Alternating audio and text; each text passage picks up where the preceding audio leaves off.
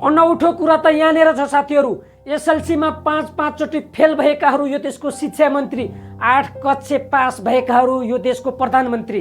अब master degree pass गरेका शिक्षकहरूको माग एसएलसीमा 5 चोटि फेल भएकाहरूले कसरी पुरा गर्लान्?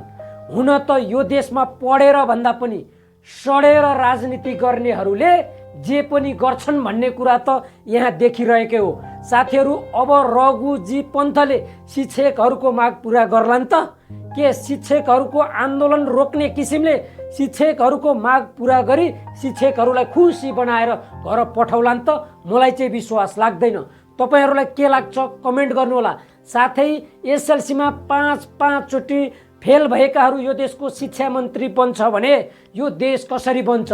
के हाम्रो देश नेपालमा पढे लेखेका व्यक्तिहरू शिक्षा मन्त्री बन्न लायकका कोही पनि नभएको हो त? त्यहाँमाथि एमालेमा पढे लेखेका विद्वान व्यक्तिहरू नभएको हो त? यो पक्कै होइन साथीहरू। यहाँ आफ्नालाई पोष्न भन्दा बाहेक अरू केही पनि जानेका छैनन्। अरू केही गर्छ भने आफ्नालाई पोष्न जानेको छ। यो देश लुटी खान जानेकाहरूलाई मात्र बचाउन जानेको छ।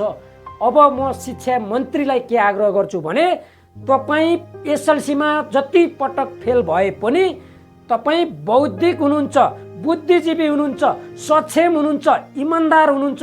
शिक्षकहरूको माग पुरा गरी शिक्षकहरूलाई खुसी बनाएर घर पठाउनुहोस्। म तपाईँलाई सेल्युट गर्छु। नत्र हात्ती आयो फुस्सा।